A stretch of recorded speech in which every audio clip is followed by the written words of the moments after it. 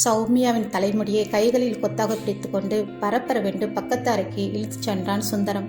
அதை ப்ளீஸ் ஆதி காப்பாத்து, please please காப்பாத்து என்று கதறினாள் சௌமியா. ஆதியோ அமைதியாக நின்று அவளை பார்த்து சிரித்து கொண்டே இருந்தான். அறையிலிருந்து என்னை விட்டுடுங்க ப்ளீஸ், என்னை விட்டுடுங்க என்று அவள் கதறும் சத்தம் அந்த பங்களா எங்கும் எதிரொலித்தது. அதற்கும் தங்களுக்கும் எந்த சம்பந்தமும் இல்லை என்பது போல் ஹாலில் அமர்ந்து ஹாட் ட்ரிங்க்ஸ் அறந்து கொண்டிருந்தார்கள் ஆதியும் கௌதமும். மனிதர்களின் வெளித்தோற்றத்தை வைத்து அவர்களை யூகம் பண்ண எப்போதும் முடியாது. சில மனிதர்களின் எண்ணங்கள் நாம் கற்பனை பண்ண முடியாத அளவுக்கு வக்கரம் நிறைந்தவை.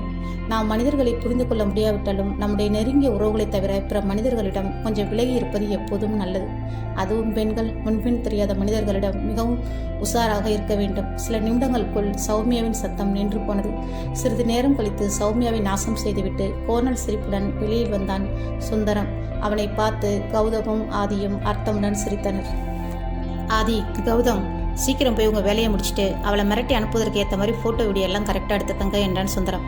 2 பேரும் உள்ளே அரைமயக்கத்தில் இருந்த சௌமியாவை நாசம் செய்துவிட்டு விதவிதமாக ஃபோட்டோ வீடியோ எடுத்துக்கொண்டு வெளியில் வந்தனர். மூவரும் ஜாலியாக அரட்டை எடுத்துக் கொண்டிருந்தனர். அவர்களுக்குள் ஒரு சிறு குற்ற உணர்ச்சி கூட இல்லை.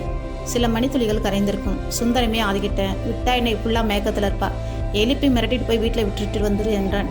ஆதி என்ற அந்த மிருகமும் அறைக்குள் சென்று அவள் முகத்தில் தண்ணீர் தெளித்து எழுப்பினான். பிரமை பிடித்தவள் போல் இருந்தவளிடம் மொபைல் உள்ள ஃபோட்டோக்களையும் வீடியோக்களையும் காட்டி, எங்களை பற்றி வெளியில் சொன்ன இதை அப்படியே சோசியல் மீடியாவில் அப்லோட் பண்ணி விட்டுருவோம். அதையும் மீறி நீ எங்கேயாவது கம்ப்ளைண்ட் போய் கொடுத்த அதை ஒன்றும் இல்லாமல் பண்ணுற அளவுக்கு எங்கள் பவர் இருக்கு, நீ தான் அசிங்கப்பட்டு சாவ என்று மிரட்டினான். அதற்குள் இடையில் வந்த கௌதமோ, அப்புறம் நாங்கள் எப்போ கூப்பிட்டாலும் நீ வரணும், அதை மைண்டில் வச்சுக்கோ என்று சொல்லிவிட்டு சிரித்தான். ஆதியும் அவள் கையை பிடித்து இழுத்து போய் காரில் ஏற்றிவிட்டு அவள் வீட்டின் வாசலில் விட்டுவிட்டு சென்றான். தன்னை சுற்றி என்ன நடக்குது என்ற உணர்வே இல்லாமல் அங்கேயே நின்று கொண்டே இருந்தாள் சௌமியா. காரின் சத்தத்தை கேட்டு வெளியில் வந்த ரோசியும் கீர்த்தியும் சௌமியாவை பார்த்து அதிர்ந்து போய் நின்றனர். உடம்பில் அங்கங்க காயங்களோடு முடியெல்லாம் கலைந்து போய் கண்கள் கலங்கி முகம் வீங்கி போயிருந்த சௌமியாவை பார்த்து பயந்து போய்விட்டனர் இருவரும். அவளை உள்ளே அழைத்து சென்று 2 பேரும் என்னாச்சு சௌமி, என்னாச்சு என்று மாறி மாறி கேட்டார்கள். ஆனால் சௌமியாவோ வாயை திறந்து ஒரு பதிலும் சொல்லவில்லை. எந்தவித அசைவும் இல்லாமல் அப்படியே உட்கார்ந்து இருந்தாள். ஆதிக்கு கால் பண்ணினாலும் அவன் போனை அட்டன் பண்ணவில்லை. கிட்டத்தட்ட 2 மணி நேரம் போராட்டத்திற்கு பிறகும் சௌமியிடமிருந்து எந்த ரெஸ்பான்ஸும் இல்லாததால் பயந்து போன கீர்த்தி அனாமிகாவிற்கு கால் பண்ணி இங்கு நடந்ததை சொன்னாள். அவர்கள் சொன்னதை கேட்டு பயந்து போன அனாமிகா தான் சென்னைக்கு வருவதற்கு லேட் ஆகும் என்றும் உடனே 3 பேரும் கிளம்பி திருச்சி பஸ் ஏறி வருமாறும் திருச்சியில் வந்து சௌமியாவை கூட்டி செல்வதாகவும் கூறினாள். திருச்சியில் நடு இரவில் வந்து சேர்ந்த அவர்களை பத்திரமாக மீண்டும் சென்னைக்கு பஸ் ஏற்றிவிட்டு சௌமியாவை கூட்டிக் கொண்டு சாந்தநல்லூர் கிராமத்தில் உள்ள தங்கள் வீட்டிற்கு கிளம்பினாள் அனாமிகா. பெற்றோர்கள் 2 பேரும் நெருங்கிய உறவினரின் இறப்பிற்கு பக்கத்து கிராமத்திற்கு சென்றிருந்ததால் இவர்கள் இருவரும் தனியாக வீட்டில் இருந்தனர். வீட்டிற்கு வந்தவுடனே தன் தங்கைக்கு சமைத்து ஊட்டிவிட்டாள். அவள் சாப்பிட்டு முடிந்ததும் அவளை அணைத்து முதுகை வருடியபடியே, சௌமி என்னாச்சுடி, வாயை திறந்து சொல்லு, சொன்னா தானே தெரியும் என்ன நடந்துச்சு, அந்த ஆதி ரொம்ப தப்பா நடந்துக்கிட்டானா, வாயை திறந்து சொல்லுடி என்று திரும்ப திரும்ப கேட்டுக்கொண்டிருந்தாள் அனாமிகா. ஒரு கட்டத்துக்கு மேல் அக்கா என்று அழுது கொண்டே அங்கு நடந்ததை சொல்லி முடித்தாள் சௌமியா. சௌமியா சொன்னதை கேட்டு உச்சக்கட்ட அதிர்ச்சிக்கு சென்றாள் அனாமிகா. அவள் இதயமே வெடித்து விடும் போல் இருந்தது. தன் தங்கைக்கு இந்த அளவுக்கு ஒரு கொடூரம் நடந்திருக்கு என்பதை அவள் மனது ஏற்க மறுத்தது. அப்படியே அதிர்ச்சியில் உறைந்து போயிருந்தவளே, அக்கா அக்கா என்று சௌமியாவின் அழுகையின் சத்தம் எழுப்பியது. அவளை அப்படியே தன் நெஞ்சோடு இறுக்கி பிடித்து கொண்டாள். அவளால் அழக்கூட முடியவில்லை. சௌமியா தான் அவள் நெஞ்சில் சாய்ந்து அழுது கொண்டிருந்தாள். அப்போது அவர்கள் தந்தை ஆதிகேசவனிடம் இருந்து போன்கள் வந்தது. அவர்கள் 2 பேரையும் நலம் விசாரித்துவிட்டு இரவிற்குள் வருவதாக சொல்லிவிட்டு போனை கட் செய்தார். தன் அப்பாவிடம் எதையும் காட்டாமல் பேசிய அனாமிகா சுயநினைவு வந்தவளாக தன் தங்கைக்கு மருத்துவ சிகிச்சை அவசியம் என்பதை புரிந்து கொண்டாள். சௌமி, கொஞ்ச நேரம் படுத்துக்கோ, நான் மெடிக்கல் ஷாப் வரைக்கும் போயிட்டு வந்துடுறேன், கதவை லாக் பண்ணிக்கோ, நான் வந்த உடனே திறந்தா போதும், நான் சீக்கிரம் வந்து விடுகிறேன் என்று சொல்லிவிட்டு மெடிக்கல் ஷாப்பிற்கு உடனே கிளம்பினாள். மெடிக்கல் ஷாப்பில் சௌமியாவிற்கு தேவையான ஆயின்மெண்ட் மற்றும் மெடிசினையும் வாங்கி கொண்டு வந்தாள். வீட்டின் கதவை திறப்பதற்காக செல்லும் போது வீட்டுக்குள் இருந்து தன் தங்கையின் அலறல் சத்தம் கேட்டது. பயத்துடனே கதவை திறக்க வேண்டால் உள்புறம் கதவு தாள் போட்டிருந்தது.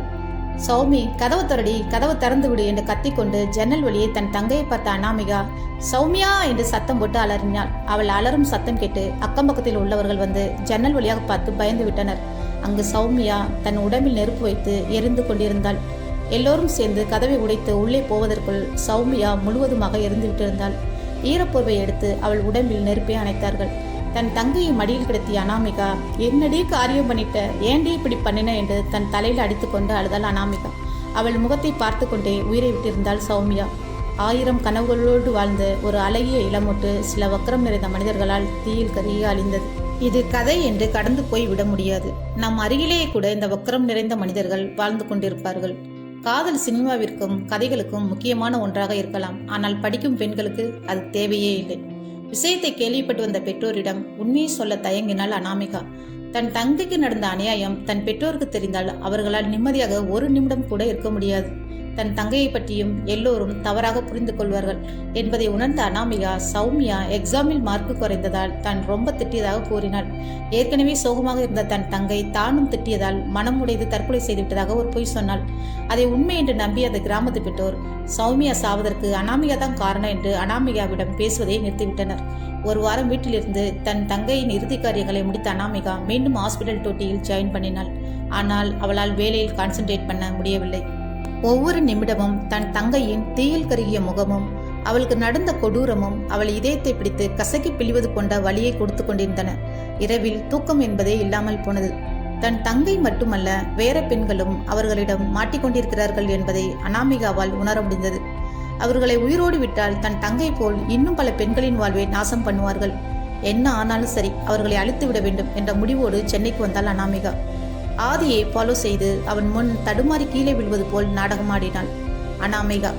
அவளை ஆதியை காப்பாற்ற வரவே அவனும் அவளும் நண்பர்களாயினர். அவளுக்கு நன்றாக தெரியும் ஒரு நாள் அவன் கடற்கரை பங்களாவுக்கு கூட்டி செல்வான் என்று. எனவே அதற்கு தேவையான பொருட்களை முன்னாடியே தயார் நிலையில் வைத்திருந்தாள். அவள் நினைத்தபடியே எல்லாமே நடந்து முடிந்துவிட்டது என்று கண்ணீரோடு பாவனாவிடம் சொல்லி முடித்தாள் அனாமிகா. எனக்கு தூக்கு தண்டனை கிடைக்கும் என்று நன்றாகவே தெரியும். என் தங்கையை இழந்த வழியை விட அந்த வழி எனக்கு ஒன்றும் பெரிது இல்லை. இந்த புகைப்படத்தில் இருக்கும் பெண்கள் அவர்கள் 3 பேரோட இறந்த செய்தி கேட்டு நிம்மதியாக இருப்பார்கள். அந்த நிம்மதியை கெடுக்க வேண்டாம். இந்த பிரச்சனை இதோடு விட்டு விடுங்கள். என்னை காப்பாற்ற போய் வேற யாரும் இதனால் பாதிக்க வேண்டாம் என்று பாவனாவிடம் கைகூப்பி கெஞ்சினாள் அனாமிகா. அவள் தலையை தன் கைகளால் வருடிவிட்ட பாவனா கனத்த மனதுடன் அந்த இடத்தை விட்டு சென்றாள். மறுநாள் காலை 10 மணி. பஞ்சாமிர்தத்தின் மனைவி சந்தனமல்லிக்கு ஒரு போன் கால் வந்தது. மகன் இறந்த துயரத்திலிருந்த அந்த அம்மா போனை அட்டென்ட் செய்து சோகமாக ஹலோ என்றாள். போனின் மறுமுனையிலிருந்து ஹலோ ஆண்டி, நான் எம்பி நாகரத்தினத்தின் பொண்ணு பாவனா பேசுகிறேன். அந்த அனாமிகா உங்கள் பையனை எதுக்காக கொலை செய்தாங்கிற உண்மை தெரியணும்னா இன்னைக்கு சாயங்காலம் 4 மணிக்கு என்னோட ஆஃபீஸ்க்கு வாங்க என்று சொல்லிவிட்டு போனை கட் செய்தாள். சந்தனமல்லிக்கு அவளை பிடிக்கவில்லை என்றாலும் அனாமிகா கொலை செய்த காரணம் தெரிந்து கொள்வதற்காக தன் கணவரிடம் கூட பர்மிஷன் கேட்காமல் சாயங்காலம் 4 மணிக்கு பாவனாவின் ஆஃபீஸ்க்கு வந்தாள். வரவேற்பறையில் ஆதியின் அம்மா ரூபமித்ரா அமர்ந்திருந்தாள். ரூபமித்ராவையும் கால் பண்ணி பாவனா வரவழைத்திருக்கிறாள் என்று புரிந்து கொண்ட சந்தனமல்லி அவளை பார்த்து ஒரு சிறு புன்னகை மட்டும் செய்தாள். இருவரும் பேசிக்கொள்ளவில்லை. அமைதியாக அமர்ந்திருந்த இருவரையும் தன்னுடைய கேபினுக்கு அழைத்து சென்றாள் பாவனா. உள்ளே சென்றவள் கௌதமின் லேப்டாப்பை ஓபன் பண்ணி அதில் உள்ள போட்டோக்களையும் வீடியோக்களையும் 2 பேரிடமும் காட்டினாள். அதனை பார்த்து இருவரும் அருவருப்புடன் முகத்தை சுளித்தனர். அனாமிகாவின் தங்கைக்கு நடந்ததை பற்றியும் கூறினாள். ஒரு பெண்ணை தவறாக வளர்த்தால் அவளால் அவள் வாழ்க்கையும் அவள் குடும்பம் மட்டுமே அழியும். ஆனால் ஒரு ஆணை தவறாக வளர்த்தால் அவன் மூலமாக பல குடும்பங்கள் அழியும். பெண்மையை மரியாதையாகவும் கண்ணியமாகவும் பார்க்க தெரிந்த ஒரு ஆணால் ஒரு பெண்ணுக்கு இந்த கொடுமையை பண்ண கண்டிப்பாக மனம் வராது. ஆண் பிள்ளைகளை வளர்க்கும் தாய்மார்கள் சிறு வயதிலேயே அவர்களுக்கு பெண்களை மரியாதையாகவும் கண்ணியமாகவும் நடத்த கற்றுத்தர வேண்டும். தனது தாய் சகோதரிகள் போலதான் அடுத்த பெண்களும் என்ற உணர்வை அவர்கள் மனதிற்குள் ஆழமாக உணர்த்த வேண்டும். அவர்களின் காம உணர்வுகளையும் காதல் உணர்வுகளையும் நேர்மையான வழியில் எடுத்து செல்வதற்கு அவர்களுக்கு பெற்றோர்கள் தான் கற்றுத்தர வேண்டும் என்று கூறிய பாவனா அனாமிகாவை தூக்கு தண்டனையிலிருந்து காப்பாற்ற உங்களால் முடியும் என்றும் கூறினாள். அவள் கூற வருவதை புரிந்து கொண்ட 2 பேரும் அங்கிருந்து மனவேதனையுடன் கிளம்பினர். தங்கள் பிள்ளைகளை நினைத்து தாங்களே தங்களை வெறுத்தனர். வீடு வந்த சந்தனமல்லியிடம் சோபாவில் இருந்து எழுந்து வந்த பஞ்சாமிர்தம் பேச ஆரம்பித்தார். என்னடி, என்கிட்ட கூட சொல்லாம அந்த பாவனாவை பார்க்க போயிருக்க? அந்த சிறுக்கியை காப்பாத்திட்டான்னு சந்தோஷமா இருக்காளா? விடமாட்டேண்டி என்று கோபத்துடன் கத்தினார். அவரை பார்த்து முறைத்து கொண்டே ஹாலில் இருந்த கௌதமின் போட்டோவை தூக்கி எறிந்தாள் சந்தனமல்லி. இன்னும் கோபம் அடைந்த பஞ்சாமிர்தம், ஏய் என்னடி பண்ற? மூளை குழம்பி போச்சா? எதுக்குடி நம்ம பிள்ளையோட போட்டோ தூக்கி எறிற என்று கத்தினான். யாரு இவனா நம்ம புள்ள? காம கொடுறேன். இவனை பெத்ததுக்காக என் வயிற்றுல ஆசிட்ட ஊத்தி நானே அழிச்சுக்கிறேன் என்று திருப்பி கத்தினாள் சந்தனமல்லி. ஒன்றும் புரியாமல் பார்த்த பஞ்சாமிர்தமும், என்னடி நடந்துச்சு? அந்த பாவனை என்னடி சொன்னா என்று கத்தினார். அதற்கு சந்தனமல்லியும் தன் கௌதமின் லேப்டாப்பில் பார்த்த போட்டோக்களை பற்றியும் வீடியோக்களை பற்றியும் சௌமியாவிற்கு நடந்தது பற்றியும் அழுது கொண்டே கூறி முடித்தாள். அதை கேட்டு அதிர்ச்சியடைந்த பஞ்சாமிர்தம் சோபாவில் தள்ளாடிப்படியே உட்கார்ந்தார்.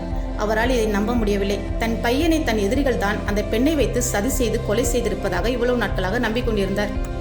ஆனால் சந்தனமல்லி கூறியதை அவரால் கிரகித்துக் கொள்ள முடியவில்லை. அவர் ஒரு பெண்ணின் நல்ல தகப்பன் வேறு. சந்தனமல்லியை மீண்டும் ஆரம்பித்தார். உங்க மகனால் எத்தனை குடும்பம் அழிந்ததோ தெரியவில்லை. போதும், இந்த பாவமே நமக்கு 10 தலைமுறையை பாதிக்கும். அந்த அனாமிகாவையாவது காப்பாற்ற பாருங்க. இந்த போட்டோ வீடியோ எல்லாம் வெளியில வந்தா உங்க அரசியல் வாழ்க்கை தான் ஆட்டம் கண்டு போகும். எனக்கு அதை பத்திலாம் கவலை இல்லை. என் பொண்ணோட வாழ்க்கை நம்ம சம்பந்திக்கு தெரிஞ்சா எப்படி நம்ம பொண்ணை மதிப்பாங்க? என் பேர குழந்தைகளோட நிலைமை என்னாகும்?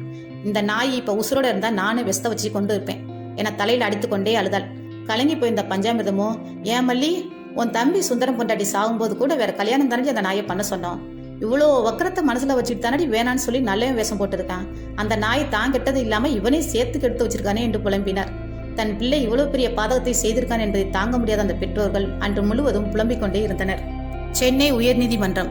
அனாமிகாவின் வழக்கு அன்று நீதிமன்றத்துக்கு வந்தது. நீதிமன்றத்தில் பாவனா அனாமிகாவிற்காக வாதாடினாள். என் கட்சிக்காரராகிய அனாமிகா ஒரு நிரபராதி. மர்டர் நடந்த இடத்தில் அவர் சம்பந்தமான தடயங்களோ வேறு எந்த ஆதாரங்களோ கிடைக்கவில்லை. தன் தங்கை தன்னால் தான் இறந்து விட்டார் என்ற மன உளைச்சலில் இருந்த அனாமிகா சைக்காலஜி ட்ரீட்மெண்ட்டுக்காகத்தான் சென்னையில் வந்து தங்கியிருந்தார். அதற்கான எவிடன்ஸ் இதோ என்று நீதிபதி அவர்களிடம் சில பேப்பர்களை கொடுத்தாள். நீதிபதி அவர்களும் அதை சரிபார்த்தார். மீண்டும் பேசத் தொடங்கினாள் பாவனா. டாக்டர் அட்வைஸ் பண்ணியதால் தன் மன மாற்றத்திற்காக பிடித்த இடங்களுக்கு சென்று வந்தார் அனாமிகா. அன்றும் மகாபலிபுரம் அதற்காகத்தான் சென்றிருக்கிறாள். இதனால் சந்தேகப்பட்ட போலீசார் அவளை மிரட்டியவுடன் ஏற்கனவே மன உளைச்சலில் இருந்த அனாமிகா தான் அந்த கொலையை செய்ததாக ஒப்புக்கொண்டு விட்டார். அவள் இதை சொல்லும் போது தன் சுயநினைவில் இல்லை. அனாமிகாவிற்கும் மர்டர் செய்யப்பட்ட நபர்களுக்கும் எந்த சம்பந்தமும் இல்லை என்று பாவனா தன் வாதத்தை முடித்தாள். அதை கேட்டு நீதிபதி அவர்கள் அரசு தரப்பு வக்கீலை நோக்கி, நீங்கள் எதுவும் மாற்று கருத்து சொல்ல விரும்புகிறீர்களா என்று கேட்டார். அதற்கு அவரும் இல்லையா என்று சொல்லிவிட்டு அமைதியாக இருந்துவிட்டார். ஏனெனில் பஞ்சாமிர்தம் ஏற்கனவே அரசு தரப்பு வக்கீலிடம் பேசியிருந்தார். நீதிபதி அவர்களும் அனாமிகாவிற்கு எதிரான ஆதாரங்கள் எதுவும் வலுவாக இல்லாததால் அவரை நிரபராதி என்று கோர்ட் விடுதலை செய்கிறது. உண்மையான குற்றவாளிகளை சீக்கிரம் கண்டுபிடித்து ஒப்படைக்குமாறு காவல்துறைக்கு நீதிமன்றம் ஆணையிடுகிறது என்று கூறி முடித்து வைத்தார். எப்போதும் கண்களை கட்டி அமைதியாக வேடிக்கை பார்க்கும் நீதி தேவதையும் அன்று அவளையும் அறியாமல் புன்னகைத்தாள். 15 நாட்களுக்கு பிறகு ஜெயிலில் இருந்து வெளியில் வந்தாள் அனாமிகா. ஜெயிலுக்கு வெளியே நின்று கொண்டிருந்த ஆதிகேசவனும் லட்சுமியும் ஓடிப்போய் அவளை கட்டி கொண்டனர். ஏன் தாயி, தங்கச்சி இறந்த கோபத்துல உன்னோட பேசாம இருந்துட்டோம், அதுக்காக எங்களை விட்டு மொத்தமா போக நினைச்சியா தாயி என்று புலம்பினார் ஆதிகேசவன். 2 பேரும் எதுக்கடி இப்படி பண்றீங்க? நல்லா தானே இருந்தீங்க, எங்களை பத்தி யோசிக்க மாட்டீங்களா என்று அவளை போட்டு அடித்தாள் லட்சுமி. சரி விடு புள்ள, குழந்தையை போட்டு அடிக்காத புள்ள, ஏதோ கெட்ட நேரம் நடந்து போச்சு என்று ஆதிகேசவன் தன் மனைவியை தடுத்தார். அதனை வேடிக்கை பார்த்து கொண்டே சிரித்து கொண்டு அங்கு வந்தனர் பாவனா மற்றும் பைரவ். அவர்களை பார்த்து நன்றி கலந்த பார்வையுடன் புன்னகை செய்தாள் அனாமிகா. பாவனாவை பெற்றோர்களுக்கு அறிமுகம் செய்தாள் அனாமிகா. ஆனால் லட்சுமியோ, தெரியும் இவங்களை, நம்ம வீட்டுக்கு வந்து இருந்தாங்க, அவங்க தான் இப்ப எங்களை கூட்டிட்டு வந்தாங்க என்று கூறினாள். அவளை பார்த்து கையெடுத்து கும்பிட்டாள் அனாமிகா. அவள் கைகளை பற்றி கொண்ட பாவனா, எல்லாவற்றையும் மறந்துவிட்டு இனிமேலாவது ஒரு சந்தோஷமான வாழ்க்கை வாழப்பாரு என்று கூறினாள். அவளும் புன்னகையுடன் தலையாட்டினாள். அம்மா அப்பாவுடன் அங்கிருந்த ஆட்டோவில் ஏறி சென்றாள். அவளையே பார்த்து கொண்டு நின்றிருந்தனர் பாவனாவும் பைரவும். அவளுடைய கிராமத்திற்கு வந்து 1 வாரம் ஆகிவிட்டது. தாயும் தகப்பனும் காட்டு வேலைக்கு கூட போகாமல் அவளையே சுத்தி சுத்தி வந்தனர். அனாமிகாவிற்கு பிடித்ததை சமைத்து கொடுத்தனர். இருந்தாலும் சௌமியாவின் நினைவு ஆறாத வடுவாய் அவர்களின் 3 பேரின் மனதையும் அறுத்து கொண்டிருந்தது. தன் தாய் தகப்பனிடம் சொல்லிவிட்டு ஹாஸ்பிட்டல் வேலையில் போய் ஜாயின் பண்ணினாள் அனாமிகா. 1 வாரம் கடந்திருக்கும். செவிலியர் தங்கும் பகுதியில் ஒரு அறையில் அமர்ந்து துணிகளை அயன் பண்ணி கொண்டிருந்தாள் அனாமிகா. அப்போது அங்கு ஒரு நர்ஸ் வந்து, அனாமிகா, உனக்கு கொரியர் வந்திருக்கு என்று சொல்லிவிட்டு சென்றாள். எனக்கு யார் கொரியர் அனுப்பியிருப்பா என்று யோசித்து கொண்டே கொரியர் பையனிடம் பார்சலை வாங்கினாள். அனுப்பியவர் முகவரி எதுவும் பார்சலில் இல்லை. குழப்பத்துடன் பார்சலை ஓபன் பண்ணினாள். அதில் ஒரு கிரீட்டிங்ஸ் கார்டும் கலர் ரோஜாக்களும் பல வகை சாக்லேட்டும் இருந்தது. கிரீட்டிங்ஸ் கார்டு எடுத்து பார்த்தாள் அனாமிகா. என் தேவதைக்கு இனிய காதலத்தின வாழ்த்துக்கள். அதிர்ந்து போன அவள் காலண்டரை பார்த்தாள். பிப்ரவரி 14. கோபத்துடன் அங்கிருந்த குப்பை தொட்டியில் அந்த பார்சலை தூக்கி போட்டாள். குழப்பத்துடனே ஹாஸ்பிட்டல் வந்தாள். ரிசப்ஷனில் இருந்த பெண் அவளை கூப்பிட்டு அவள் கையில் ஒரு கடிதத்தை கொடுத்தாள். கடிதத்திலும் அனுப்புனர் முகவரி இல்லை. கடிதத்தை ஓபன் பண்ணி பார்த்தாள். அதில், நீ என்னுடையவள் என்று என் மனம் சொல்லியதால் தேடி வந்தேன் உன்னை நாடி. என் கனவில் தீண்டிய உன் நிழல் நிஜமாக எப்போது மாறும். உன் பார்வையில் ஒரு புன்னகை தந்தால் என் வாழ்வு முழுவதும் சந்தோஷமாகும். நீயும் இதையே உணர்ந்தால் காத்திருக்கேன் உனக்காக, நீ வருவாய் என. இடம் நேதாஜி பார்க், நேரம் மாலை 5 மணி என்று எழுதப்பட்டிருந்தது. ரொம்பவே குழம்பி போனாள். என்னை ஃபாலோ செய்வது யாரு? எதற்காக என்னை ஃபாலோ செய்கிறார்கள்? அது யார் என்று தெரிந்து கொள்ள சாயங்காலம் 5 மணிக்கு நேதாஜி பார்க் போகலாமா வேண்டாமா? பல குழப்பங்களுக்கு பிறகு ஒரு முடிவு எடுத்தாள். சாயங்காலம் போய் யார் என்று பார்த்துவிட்டு மிரட்டிவிட்டு வரலாம் என்று முடிவு செய்தாள். யார் அந்த திடீர் காதலன்? அவன் காதலை ஏற்றுக்கொள்வாளா அனாமிகா? தெரிந்து கொள்ள சேனலை சப்ஸ்கிரைப் பண்ணுங்கள். அடுத்த எபிசோடு விரைவில்.